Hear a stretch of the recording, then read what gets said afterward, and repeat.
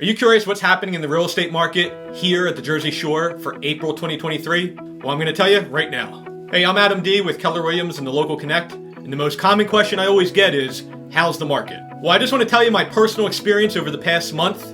We'll dig into the numbers in just a bit, but I can tell you that the market remains super competitive. Every transaction I'm coming across has multiple offers, bidding wars, going highest and best. Inventory is still low with few properties on the market. However, there are still fewer transactions this year than there were last year, and there's fewer listings coming onto the market than there were last year. When we look at the numbers, inventory has actually increased just a little bit, but it's still low enough to be a seller's market. One of the mistakes we're seeing though with sellers is that they are choosing unsupported prices, and that's leading to a higher day on market right now. Good news is that interest rates have actually come down a little bit since the last video that I made last month. And I think that inflation data has peaked a bit, so we might hopefully see interest rates have peaked as well. We'll see what it brings later in the year. Let's dig into the numbers right now, where we're going to look at the first quarter of this year compared to the first quarter of last year and see how things have changed. So here's a quick look at the numbers for both Atlantic and Cape May County combined, our entire market.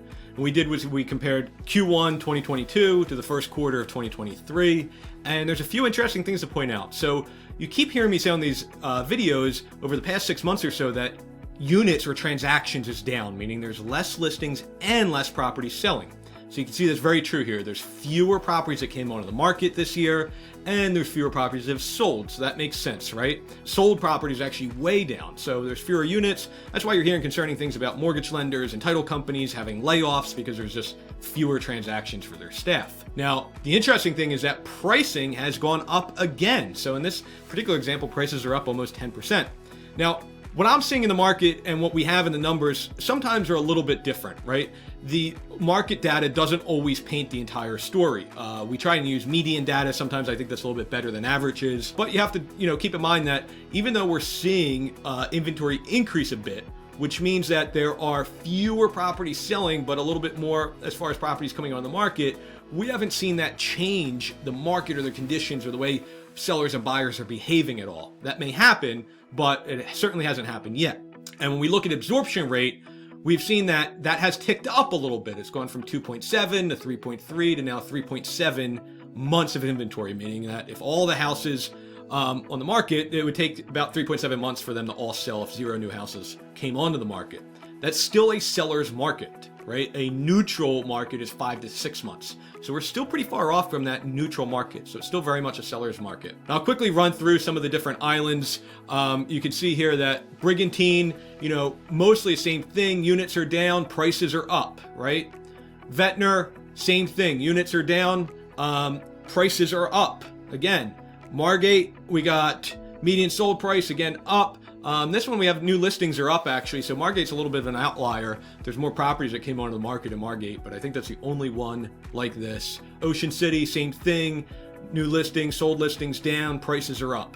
Now you head into Cape May County, keep in mind they track days on market different. So they, in Atlantic County and Ocean City, they count days on market from the time the property comes on the market to when it goes under contract. Cape May County counts it from when it comes on the market all the way till it sells. So they're always going to be higher in Cape May County.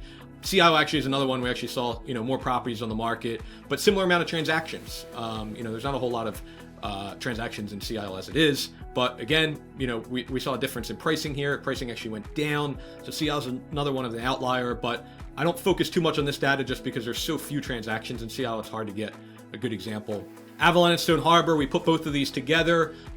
New listings are down, sold listings are down, prices are up again. Most of these we're seeing days on market, ticked up a little bit, which I'm seeing as well, in this market, which just makes sense, again, given the less transaction volume that there is. The Wildwoods, everybody in the 08260 zip code, again, prices are up compared to last year. And, this includes North Wildwood through to Diamond Beach, everywhere on the island, 08260. And last is Cape May. We included Cape May City, West Cape May Point, everything in the lower Cape May region here. Same thing as we saw in the overall numbers, new listings down, sold listings down, prices way up again. So we're still seeing prices go up, and we're still seeing it be pretty much a seller's market, right? With low inventory, but fewer transaction volume or transaction count. So let me know. I can send you the specific details for your particular area if you'd like. I have all these on my computer here. So now that we've taken a look at the numbers, you can see exactly what's happening here at our South Jersey Shore real estate market. Right now, I still think it's a great time to either sell or buy a property. You're getting a little bit closer to a neutral market. Interest rates don't seem to be going up anymore, but as a seller, you can still get top dollar for your house. If you like the content you're seeing in this video, please subscribe. That way you're alerted of the next video when we do our next monthly update. I'm Adam D with Keller Williams Realty, and I'll see you on the next one.